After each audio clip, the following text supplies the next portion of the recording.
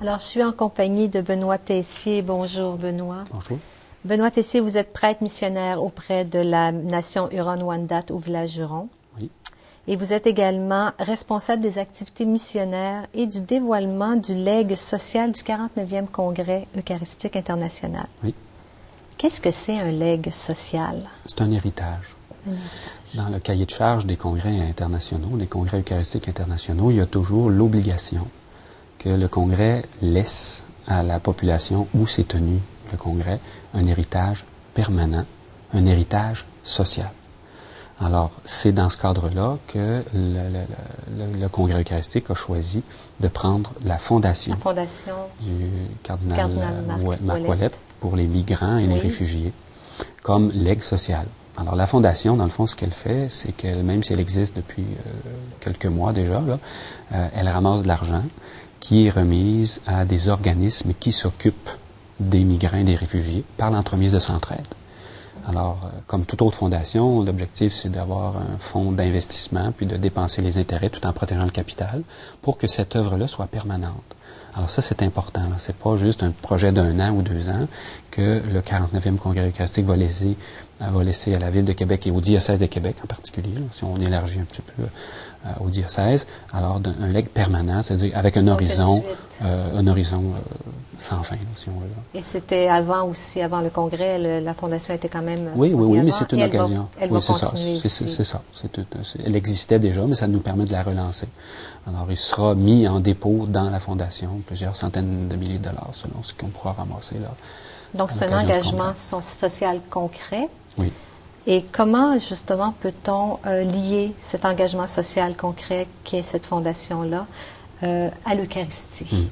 De quelle façon peut-on faire un lien entre les deux? Je pense que l'obligation d'avoir un legs social au Congrès eucharistique veut montrer à quel point l'Eucharistie doit nécessairement être liée à une œuvre de transformation du monde, à une participation des croyants, des disciples du Christ, à une amélioration des conditions de vie des plus démunis ou travailler à la transformation, à l'humanisation de la société dans laquelle ils sont plongés et dans laquelle ils deviennent témoins du Christ ressuscité.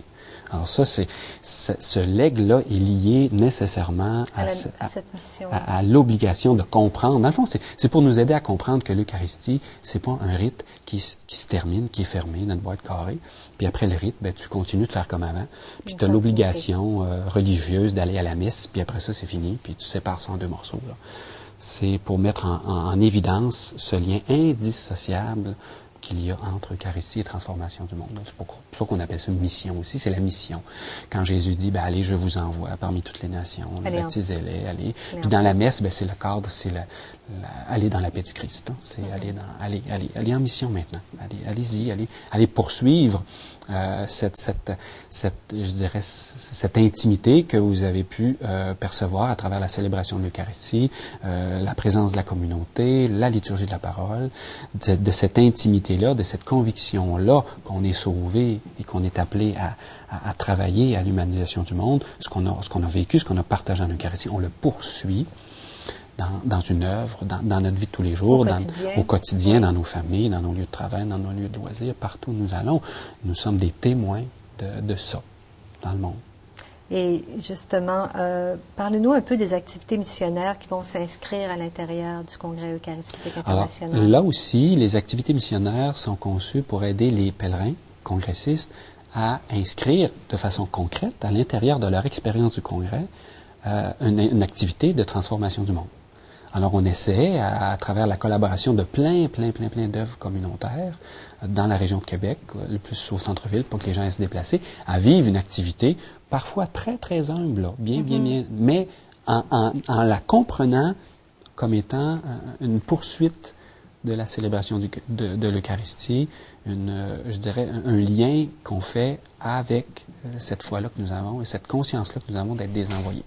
Alors, ça peut être dans des organismes communautaires, ça peut être en pliant du linge, en classant de la bouffe, en faisant du ménage, n'importe quoi qui aide le monde dans lequel on est placé. Et le pèlerin est amené à comprendre que l'Eucharistie, c'est dans un service humble aussi, mais c'est nécessairement l'Eucharistie se vit dans un service aussi. Une communauté. Dans une communauté, dans un service de transformation du monde qui fait que le monde est meilleur. On humanise la société. Et que ce soit même laver des planchers ou faire le ménage d'une maison où la personne n'est pas capable de faire, ça montre, quand tu es capable dans une dynamique de foi, de faire le lien entre Eucharistie et mission, tu ne le fais pas de la même manière. Alors, tu ne fais pas du ménage, tu participes à l'œuvre de l'Eucharistie, tu participes à l'œuvre de transformation du monde, au don de la vie du Christ, au nom de ta vie que tu associes au don de la vie du Christ pour le monde, don de Dieu pour la vie du monde. Alors, tu le deviens toi-même. Tu deviens un témoin au quotidien. Voilà. Alors, c'est comme ça. Alors, c'est les organismes communautaires qui nous accueillent, dans le fond, qui accueillent les pèlerins congressistes par centaines, on l'espère, oui. pour permettre aux congressistes... Alors, qu'est-ce qu'on peut